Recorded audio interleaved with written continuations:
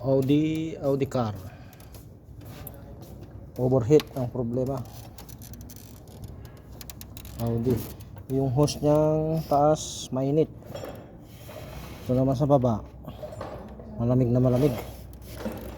Kaya first step na gawin, palitan ng thermostat valve, saka linisin ng radiator.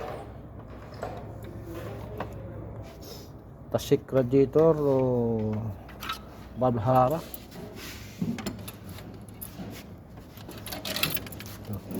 Kansilado na yung mga ano niya, sensor ano niya,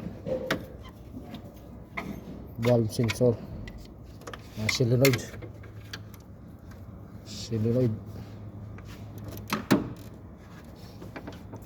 C4 cylinder lang siya para yung power niya ay malakas.